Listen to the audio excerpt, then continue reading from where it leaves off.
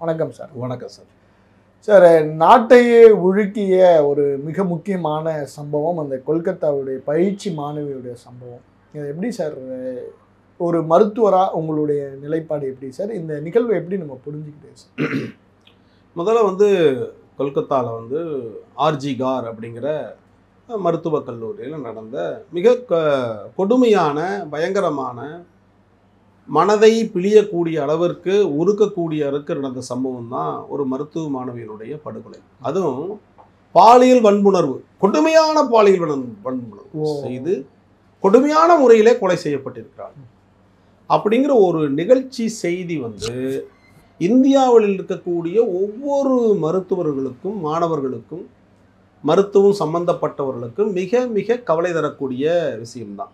இது மிக மிக கண்டிக்கத்தக்கது.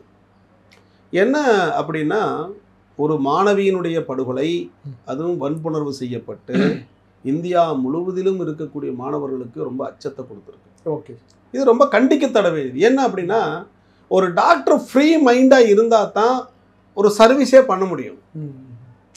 ஏங்க, ஒரு நோயாளி வர்றாங்க, நோயாளிக்கு என்ன வியாதின்னு கண்டுபிடிச்சா தானே மருத்துவத்தை கரெக்டாக கொடுத்து அவங்க கூட நோயாளி குணமாவான்.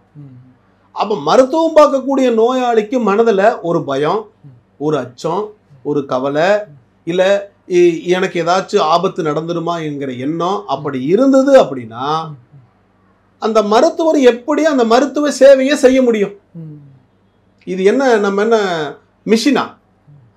இல்லை ஏதாச்சும் நட்டு போயிருச்சு, மிஷின் ஸ்டார்ட் ஆகலை, கரண்ட்டு போயிருச்சுன்னு அதை பார்க்குறக்கு அவனுடைய மனதை அங்கே செலுத்தவே தேவையில்லை. அது ஒரு மெக்கானிக்காக பண்ணலாம். ஆனால் மருத்துவத்துறையில் மட்டும் மெக்கானிக்கலாக பண்ண முடியாது. அவர்களுடைய குறைகளோட எண்ணத்தோடு ஒன்றி போகணுங்க. ஸோ இப்போ நாடு முழுவதும் மிகப்பெரிய அச்சம் மருத்துவர்கள் இடத்தில் இருக்குது. கவலைகள் இருக்குது. Okay sir. இந்த கவலைகள் அச்சத்தை எல்லாம் போக்கலாம் அப்படின்னா இந்த நாட்டுக்கு மிகப்பெரிய பிரச்சனை இருக்குது, ஆபத்து இருக்குது. Okay sir. இப்போ இந்த இஷ்யூ நம்ம கொஞ்சம் டீட்டெயில்டாக பேசலான்னு இருக்கேன் சார். என்னென்னா 9ஆம் தேதி இந்த நிகழ்வு நடக்குது. அரசு முதல்ல இதை ஒரு தற்கொலை அப்படிங்கிற ஒரு முடிவுக்கு இந்த இஷ்யூவை நவுத்திட்டு போகிறாங்க. முதல்ல எந்த ஒரு இன்வெஸ்டிகேஷனுமே இல்லாமல் அந்த மாணவியினுடைய பெற்றோர்கிட்ட கூட 3 மணி நேரம் அவங்களுடைய உடலை காட்டாமல் இந்த தற்கொலை அப்படிங்கிற முடிவுக்கு அரசு நகர்வதற்கான காரணம் என்ன சார்? இல்லை, பொதுவாகவே எந்த ஒரு அரசும் பார்க்கணும் அப்படின்னா, அது மத்திய அரசாக இருக்கட்டும், மாநில அரசாக இருக்கட்டும், பதவியை தக்க வைக்கணும். ஓகே, இதுதான் அவங்களுடைய அடிப்படை நோக்கமாக இருக்குது. தன் பதவியில் இருக்கணும், அந்த பதவியினுடைய அந்த அதிகாரத்தில் இருக்கணும் அப்படிங்கிற நோக்கம் தான். உண்மை இருக்கணும், உண்மை தன்மை கண்டறியணும், மக்களுக்கு நல்லது செய்யணும், நல்ல விஷயங்கள் செய்யணும், சரியான கருத்துக்கள் மக்களுக்கு சென்றடையணும் அப்படிங்கிற நோக்கமே இல்லை. அது அங்கதான் அடிப்படை புள்ளியே. இப்போ எந்த ஒரு வருஷம் இப்போ ஒரு பிரச்சனை வருது, இந்த ஒரு கல்கத்தா மேட்டர் பிரச்சனை, மாணவர்கள் மக்கள் எல்லாம் போராடுறாங்க.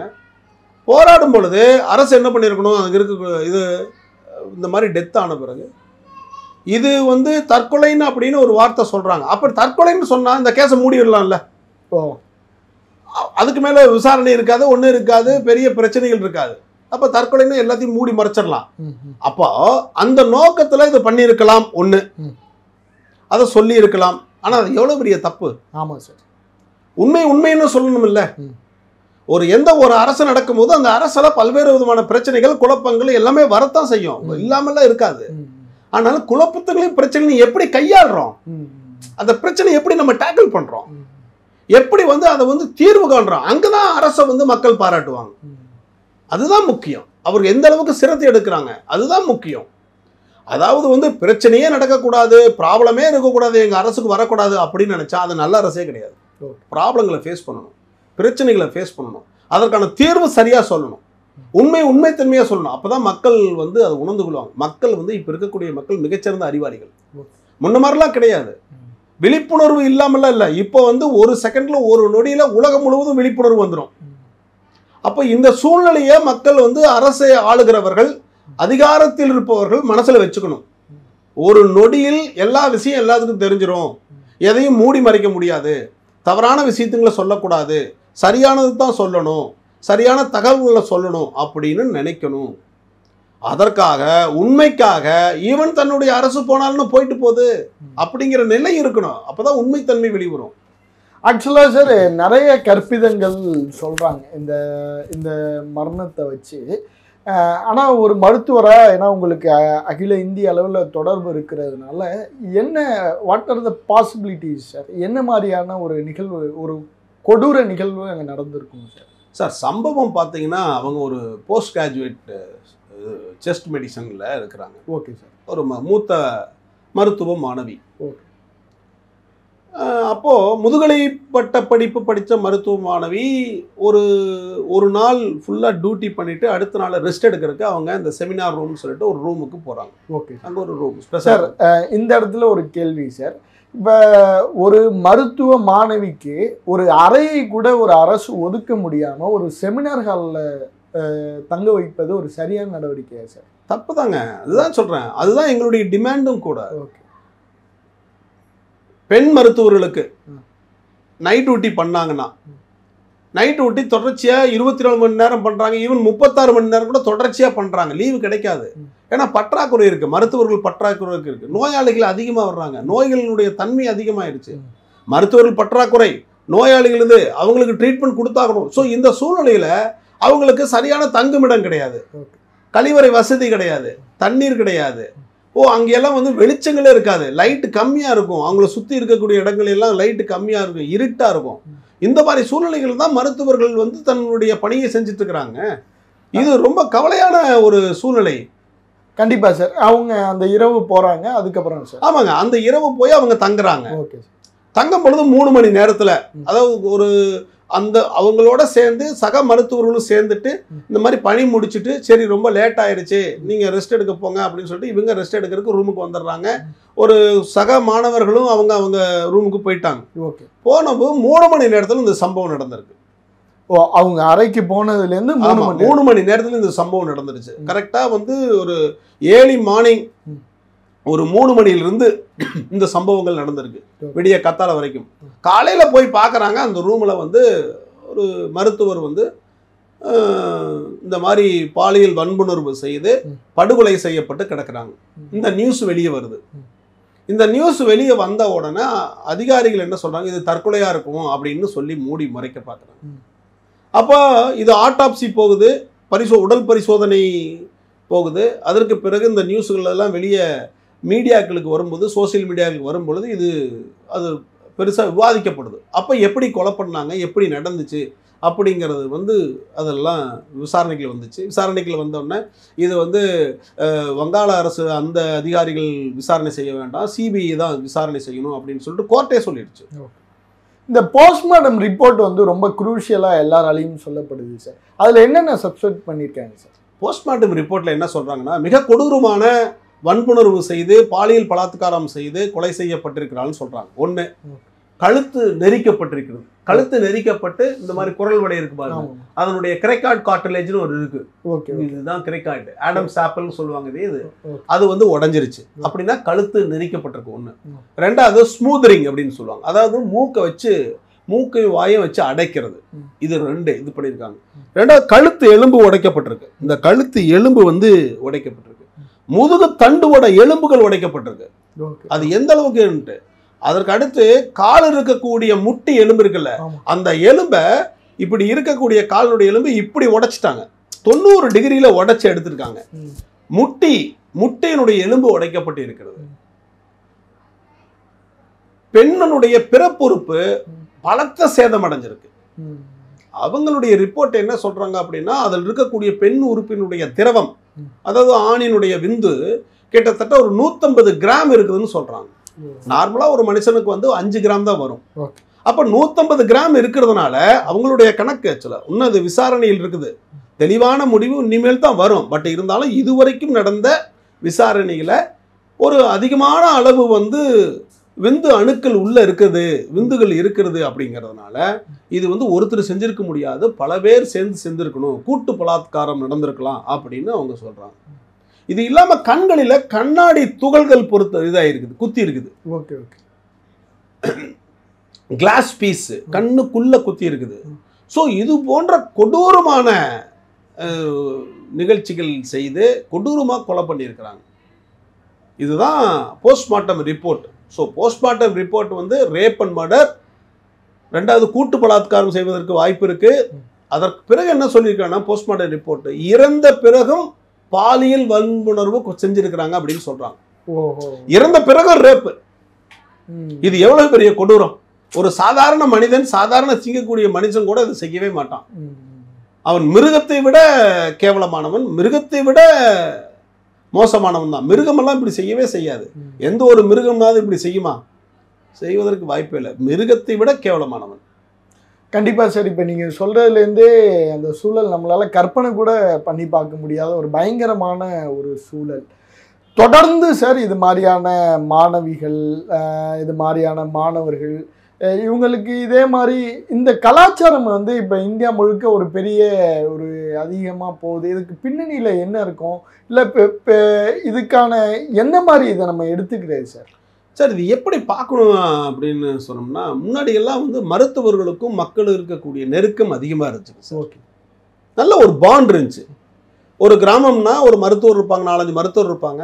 அந்த மருத்துவர் தான் அந்த மக்களுக்கு குடும்ப மருத்துவர்களாக இருப்பாங்க, அதாவது ஃபேமிலி டாக்டர்னு இருப்பாங்க. ஸோ அப்படி நம்ம குடும்ப மருத்துவர்கள கான்செப்டில் பார்த்தோன்னா ஃபேமிலிக்கும் ஒரு டாக்டர்ஸுக்கும் இருக்கக்கூடிய உறவு நெருக்கமான உறவு. அப்போ எந்த பிரச்சனையுமே இல்லைங்களே.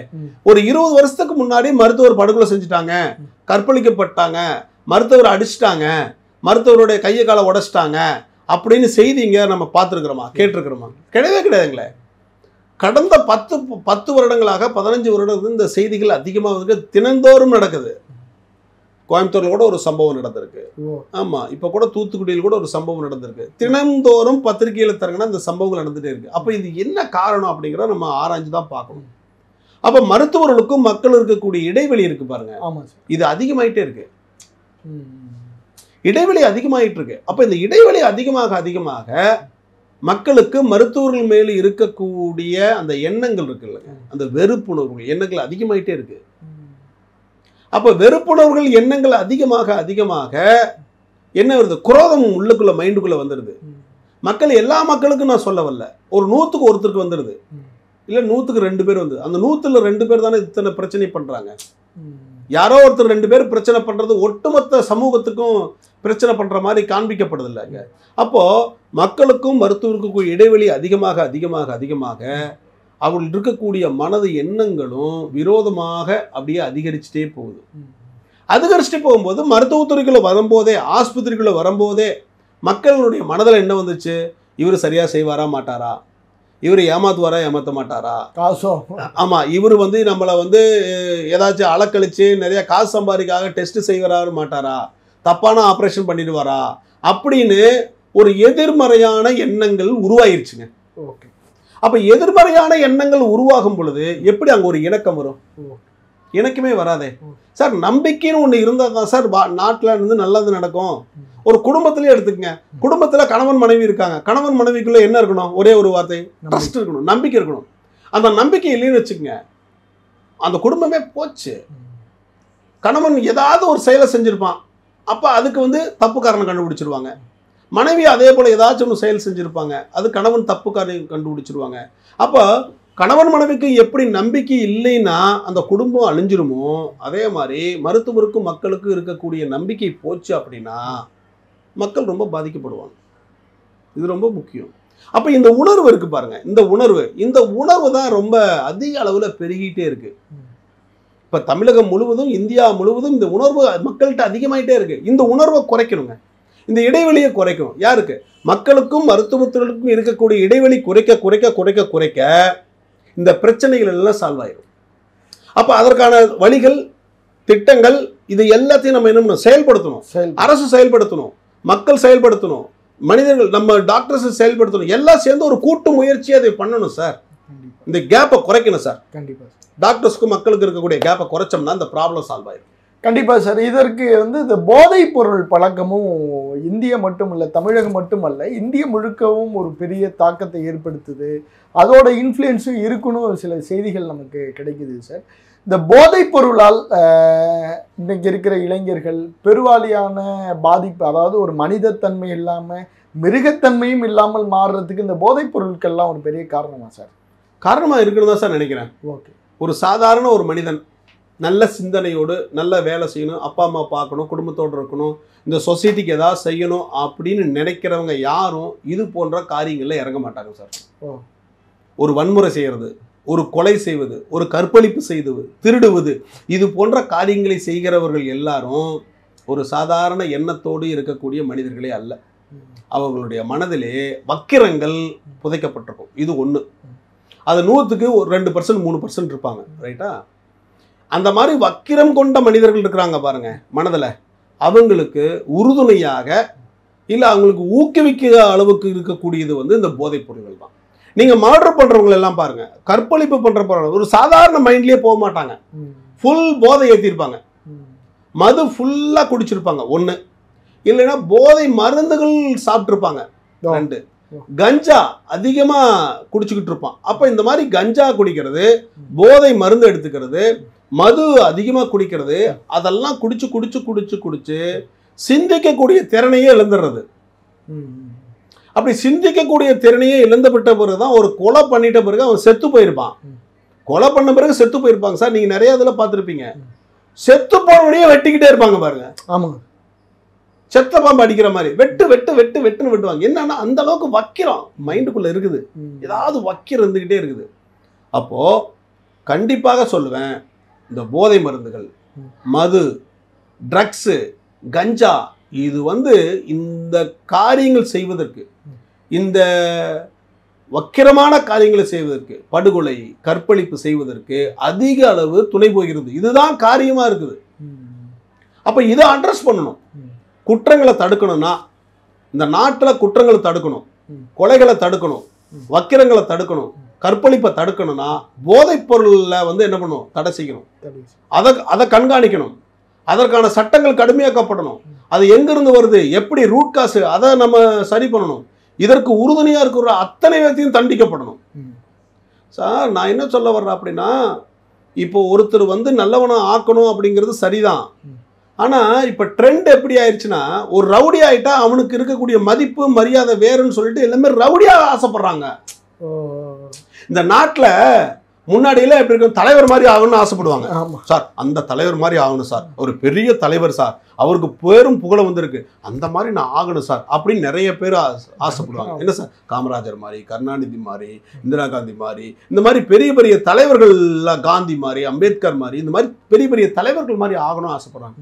இப்போ என்ன தெரியுமா ஆச்சுங்க சார், இந்த படிக்காதவங்க மத்தியில் மற்ற இருக்கக்கூடிய ஒரு ஒரு ஒரு குறிப்பிட்ட மக்கள், படிக்கவே இல்லை, ஊரை சுற்றிக்கிட்டு இருக்கிறான், இந்த மாதிரி அநியாயம் பண்ணிட்டு இருக்கிறான், அக்கிரமம் பண்ணிட்டு இருக்கிறான், அவங்கெல்லாம் என்னாச்சுன்னா ரவுடி ஆகணும்னு ஆசைப்படுறாங்க. ஏன் ரவுடி ஆகணும்னு ஆசைப்படுறாங்கன்னா, ரவுடி ஆயிட்டான்னா ஒரு சமூகத்தில் வந்து ஒரு மரியாதை கிடைக்குதுன்னு அவன் நினைச்சுக்கிறான், ஒரு போலி மரியாதை, ஒரு போலி அந்தஸ்து. அப்போ அவனை மாதிரி ஆயிட்டுனா நம்மளும் ஒரு பெரிய, அந்த மாதிரி அதை ஃபாலோ பண்ணி இருக்கக்கூடிய இளைஞர்கள் பட்டாலும் ரவுடிசம் பண்றாங்க. இப்போ அவங்க பண்றவங்களுக்கு உறுதுணையா இருக்கிறது வந்து, தூண்டுகோலா இருக்கிறது வந்து போதை, மது, 2வது வந்து மருந்துகள், இதெல்லாம் இருக்குது. அப்ப இதையெல்லாம் கண்ட்ரோல் பண்ணும், அட்ரஸ் பண்ணும். ஸோ இது ஒரு ரயில் தண்டவாளம் மாதிரி, இது ஒரு எண்ணங்கள் ஒரு மாதிரி இருக்குன்னா, இந்த போதை மருந்துகள் இதெல்லாம் இன்னொரு பக்கம் ஒரு தண்டவாளம் மாதிரி. இதை அட்ரஸ் பண்ணா குற்றங்கள்லாம் கண்டிப்பா குறையும். கண்டிப்பா சார். இதுல மிக முக்கியமான இன்னொரு தரப்பு அப்படிங்கிறது மேற்கு வங்க அரசு. முதல்ல அங்க இருக்கிற கல்லூரியினுடைய முதல்வர் வந்து உடனே பணி டிரான்ஸ்ஃபர் வாங்கிட்டு வேற ஒரு கல்லூரிக்கு போகிறார். 2 மணி நேரத்தில் அவருக்கு ஆர்டர் கொடுக்கிறதா செய்திகள் கிடைக்குது. அப்புறம் வந்து பிறகு வந்து அரசின் தரப்பிலிருந்து இதுக்கு ஒரு பெரிய தற்கொலை முயற்சிங்கிற மாதிரி பூசி முழுங்கினாங்க. திரும்ப வந்து பைகாட் பண்ணி இந்த மருத்துவர் பக்கம் நிற்கிற மாதிரியான ஒரு நிலைமைக்கு அரசு இப்போ தன்னை மாற்றி இருக்கிறது. இதற்கு பின்னாடி ஒரு பெரிய சதிவலை இருக்குமோ சார்? அதாவது சார், இது எப்படி பார்க்கணும் அப்படின்னா, ஒவ்வொருவரும் ஒவ்வொரு கோணத்தில் பார்க்குறாங்க. இங்கே அரசு வந்து எதிர்கட்சி கோணத்தில் பார்க்குது. மம்தா அவர்களுடைய ஆட்சி இப்போ நடந்துட்டு இருக்குது. அவர்களை எதிர்த்து நிற்பவர்கள் அந்த அவர்கள் அந்த அரசியல் நிலைப்பாடில் இருக்கிறாங்க. ஆளும் மம்தா அரசு, திரிணாமுல் காங்கிரஸ் வந்து அவங்க நிலைப்பாடில் இருக்கிறாங்க. மருத்துவனாக நான் என்ன சொல்ல வரேன்னா, நீங்க அரசியல்ல இதுல தலையிடாதீங்க, அந்த தலையீட்டுக்கே வரக்கூடாது. ஒரு பெண் மருத்துவர் பாலியல் வன்கொடுமை செய்து பகிங்கரமாக படுகொலை செய்யப்பட்டிருக்கிறாங்க. அந்த கொலை, அது சம்பந்தப்பட்டவர்கள் அந்த நோக்கத்தில் பாருங்க. அது குடும்பத்தில் ஒருத்தனாக இருந்தாலும், அவங்க கட்சியில் ஒருத்தராக இருந்தாலும், எதிர்கட்சியாக இருந்தாலும், யாராக இருந்தாலும் சரியானபடி விசாரிச்சு ஒரு நீதி வழங்கி தண்டனை கொடுக்கணும். அப்பதான் மக்கள் வந்து என்ன பண்ணுவாங்க, அது ஒரு சரியான ஆட்சின்னு சொல்லுவாங்க. காக்கா உட்கார பணம் பழந்த உளுந்த கதையா இப்ப என்ன பண்ணாகுது, இது மம்தா அவர்கள் இருக்கக்கூடிய அரசியல் நடக்கிறதுனால இன்னொரு குரூப் ஆப்பரண்ட் குரூப்ல இருக்கக்கூடிய ஒரு ஆப்போசிட் பார்ட்டிஸ் எல்லாம் சேர்ந்து இதை அரசியலாக்க பாக்குறாங்க. ஓகே, எல்லா இடத்துலயும் உலகம் முழுவதும் அரசியல். அப்படி பார்க்காதீங்க, பண்ணாதீங்க, தவறு, அது தப்பு. நாடு நல்லா இருக்கணும் அப்படின்னா, நாட்டு மக்கள் நல்லா இருக்கணும்னா கட்சி பேதம் எல்லாம் பார்க்கவே கூடாது. உங்க கொள்கைகள் வேறு, கட்சியில் இருக்கக்கூடிய கொள்கைகள் வேறு, எண்ணங்கள் வேறு, அதை செயல்படுத்துங்க. ஆனா கட்சியில் இருக்கிறவங்களே தவறு பண்ணா முதல்ல நீங்க அவங்கள வந்து தண்டிக்க வேண்டியது கட்சியினுடைய தலைமை தான். அப்பதான் ஒரு கட்சி நல்ல கட்சியா இருக்கும். நீங்க ஓட்டு போயிரும், எனக்கு வாக்கு வங்கி போயிரும், ரெண்டாவது என்னோட ஆட்சி போயிரும் அப்படின்னு நீங்க நினைச்சீங்கன்னா மக்களுக்கு நல்லவங்களா இருக்க முடியாது. அது ரொம்ப முக்கியம். ரெண்டாவது, இப்ப இருக்கக்கூடிய வங்காளத்தில் இருக்கக்கூடிய பிரச்சனைகள் என்ன அப்படின்னா, அது அரசியலாக்கப்பட்டு வேற மாதிரி கலர்ச்சாயம் எல்லாம் பூசி வேற மாதிரிலாம் பண்ணக்கூடாது சார். குற்றம் செஞ்சுட்டான், தப்பு செஞ்சுட்டான், அது எவ்வளவு பெரிய மட்டத்தில் இருந்தாலும், நீங்க வந்து மிகப்பெரிய உயர்ந்த பதவியில் இருந்தாலும் இல்ல பெரிய பணக்காரர்களாக இருந்தாலும் தண்டனைக்கு முன்ன அவங்களை தண்டனை கொடுத்து சட்டத்துக்கு முன்னாடி சமங்கிறது வந்து அதை நிரூபிக்கணும் சார். கண்டிப்பா, அது ரொம்ப முக்கியம். இது ரொம்ப ரொம்ப முக்கியம் சார். மேலை நாடுகள்ல பாருங்க, இப்படி எல்லாம் வளையாது, சட்டம் வளையவே கூடாது, வளைஞ்சே கொடுக்காது. ஆனா இந்திய நாட்டுல சட்டம் வளையுது. அவங்க சூழ்நிலைக்கு தகுந்த மாதிரி, பணத்துக்கு தகுந்த மாதிரி, அந்தஸ்துக்கு தகுந்த மாதிரி, அதிகாரத்திற்கு தகுந்த மாதிரி சட்டம் வளைஞ்சு வளைஞ்சு வளைஞ்சு வளைஞ்சு போகுது. மேலை நாடுகளில் சட்டம் எல்லாம் வளையாது சார், சட்டம் நிலையா நிக்குது. அந்த மாதிரி இருக்கணும் நம்ம நாடு. கண்டிப்பா சார். இந்த மாதிரியான நிகழ்வுகள் திரும்ப இனிமேல் நடக்காம இருக்கிறதுக்கு ஒரு சாதாரண ஒரு இந்தியரா என்னென்ன கடமைகள் இருக்கதா நீங்க நினைக்கிறீங்க சார்? சார், அதுக்கு முன்னாடி நான் 2 காரியம் சொல்றேன் சார். இந்திய மருத்துவ சங்கத்துல நான் இருக்கிறேன். இந்திய மருத்துவ சங்கத்துல மாநில துணை செயலாளர் இருக்கேன். எங்களுடைய கோரிக்கை 2 கோரிக்கை வைக்கிறோம் நாங்க. ஓகே, என்ன 2 கோரிக்கை அப்படின்னா, ஒவ்வொரு மருத்துவமனையும் பாதுகாக்கப்பட்ட இடமாக அமையணும், அது பாதுகாக்கப்பட்ட இடமாக அறிவிக்கப்படணும். That is called protected zone இருக்கும். ப்ரொடெக்டட் ஜோன்னா இப்போ வந்து பார்த்தீங்கன்னா ஒரு மிலிட்ரி இது இருக்கும், இல்லை பெரிய பெரிய அரசு அதிகாரங்கள் இருக்கும், ஃபைனான்ஸ் சம்மந்தப்பட்ட ஆஃபீஸஸ் இருக்கும், அப்புறம் வந்து ரெண்டாவது வந்து இந்த ரிசர்ச் சம்மந்தப்பட்ட இடங்கள், இதெல்லாமே பாதுகாக்கப்பட்டதாக இருக்கும், ப்ரொடெக்டட் ஜோன்ஸ் இருக்கும். அந்த மாதிரி மருத்துவமனை ஒரு ப்ரொடெக்டட் ஜோனாக கொண்டு வரணும். Okay okay okay. சேவை இருக்கிறவர்கள் மட்டும்தான் அங்கே இருக்கணும், சேவை இல்லாதவர்கள் தேவையில்லாதவர்களும் அங்கே இருக்கக்கூடாது. யாருக்கு சேவை வேணுமோ தேவையோ அவர்கள் தான் அங்கே இருக்கணும். அதே போல் இந்த மாதிரி ஆன்டி சோசியல் எலிமெண்ட்டு, ரெண்டாவது சமூக விரோதிகள், அவங்கள எல்லாம் சுற்றிக்கிட்டு இருக்கிறப்ப மருத்துவமனையில், அது ஒரு டிமாண்டு, எங்களுடைய மெயின் டிமாண்டு. ரெண்டாவது, மருத்துவர்களுக்கு ஒரு தனி சட்டம் இயற்றப்படணும். மருத்துவர்களுடைய நலனுக்காகவும் மருத்துவர்களுடைய பாதுகாப்புக்காகவும் தனி சட்டம் இயற்றப்பட வேண்டும். தமிழக அரசு ஒரு சட்டத்தை கொண்டு வந்திருக்கு. என்ன அந்த சட்டத்தில் என்ன சொல்லுது அப்படின்னா, மருத்துவர்களுக்கு ஏதாவது தீங்கிழைத்தாலோ, ஏதாவது உயிருக்கு ஆபத்து ஏற்பட்டாலோ, உயிர் இழைத்தவர்கள், தீங்கு இழைத்தவர்கள், அவர்களுக்கு 10 வருட கடுங்காவல் தண்டனை. இப்போ சென்ட்ரல் ஆக்ட் படி, பாரதிய நியாய சங்கீதா பிஎன்எஸ் அந்த சட்டத்தின்படி 2 வருஷம் தான் அவங்களுக்கு குற்றம் செஞ்சவங்களுக்கு தண்டனை கொடுக்குற அளவுக்கு சட்டத்தில் வழிவகுக்குது. அப்போ ஒரு கடுமையான ஒரு சட்டத்தை மருத்துவர்களுக்கு பிரத்யேகமான ஒரு சட்டத்தை மத்திய அரசு கொண்டு வரணும் அப்படிங்கிறது தான் எங்களுடைய 2 விதமான கோரிக்கை இருக்குது சார். இது ஒன்று மனசில் வச்சுக்கணும். இப்போ ரெண்டாவது, மருத்துவர்கள் எங்களுடைய சங்கம் இப்போ ஒரு ஒரு ஒரு புதுசாக ஒரு ஃபோரம் ஒரு கிரியேட் பண்ணியிருக்கோம். அதாவது என்னென்னா, டாக்டர் சிட்டிசன் ஃபோரம், மருத்துவர்கள் மக்கள் மன்றம். இந்த மன்றத்தை, இந்த ஃபோரத்தை நாங்கள் இது நிறுவி இருக்கிறோம். இதனுடைய நோக்கமே என்னன்னா, மக்களுக்கும் மருத்துவர்களுக்கு கூடிய இடைவெளியை போக்குவது, நெருக்கத்தை உண்டு பண்ணுவது. இதுதான் இதனுடைய நோக்கம். அப்போ எப்படியெல்லாம் காரியங்கள் செய்தால் மக்களுக்கும் எங்களுக்குமான நெருக்கம் வரணும், ஒரு ட்ரஸ்ட் வருமோ, நம்பிக்கை வருமோ, அந்த திட்டங்களை எல்லாம் செயல்படுத்துவது. இதுதான் எங்களுடைய நோக்கமாக இருக்குது. அப்போ நம்ம என்ன சொல்ல வர்றோம் அப்படின்னா, மக்களுக்கு நாங்கள் என்ன சொல்ல வரோம்னா, அவேர்னஸை கிரியேட் பண்ணணும். மருத்துவம் சம்மந்தப்பட்ட அவேர்னஸ் இருக்கணும், நோய் சம்மந்தப்பட்ட அவேர்னஸ் இருக்கணும், ரெண்டாவது எங்களுடைய சேவை சம்மந்தப்பட்ட புரிதல் அவங்களுக்கு இருக்கணும். அப்போ நாங்கள் செய்கிறது சரியான சேவை தான் அப்படின்னு அவங்களுக்கு தெரிஞ்சுக்கணும். அப்புறம் அந்த மாதிரியான விழிப்புணர்வு மக்களுக்கு கொடுக்க கொடுக்க கொடுக்க கொடுக்க எங்கள் மேலே நம்பிக்கை வரும். நீங்கள் வர்றீங்க, ஒரு மருத்துவராக வர்றீங்க, ஒரு நோயாளியாக வர்றீங்க, வரும்போது நான் டாக்டர் நல்ல மருத்துவம் செய்யணும்னா செய்ய மாட்டேனா அப்படின்னு உங்களுக்கு ஒரு டவுட் இருக்கும், ஒரு சந்தேகம் இருக்கும். அந்த சந்தேகத்தை எப்படி போக்க முடியும்? நான் தெளிவாக விளக்கமாக எடுத்து, நான் இந்த மருத்துவம் செய்கிறேன், இந்த மாதிரி வியாதின்னு நான் கண்டுபிடிச்சிருக்கிறேன், இதற்கான மருத்துவம் இது, இந்த மருந்துகளை சாப்பிடுங்க, இதில் நல்லது இருக்குது, குறைகள் இருக்குது, நிறைகள் இருக்குது, இது எல்லாம் தெளிவாக நான் எடுத்து சொல்லி உங்களுடைய நன்மதிப்பை நான் பெற்றுட்டேன்னு வச்சுக்கோங்க. அப்போ உங்களுக்கு எனக்கு இருக்கக்கூடிய ஒரு இணக்கம் அதிகமாகிடுதா இல்லையா? அப்போ எங்கே நம்மளுக்கு இருக்கக்கூடிய பிரச்சனை வரும்? பிரச்சனையே வராது. ஸோ இது போன்ற காரியங்கள் நாங்கள் வந்து இந்திய மருத்துவ சங்கம் செஞ்சிட்ருக்கு. உங்களுடைய இந்த நேரத்திற்கும் இந்த வாய்ப்பிற்கும் நெஞ்சார்ந்த நன்றிகள் சார். நன்றி.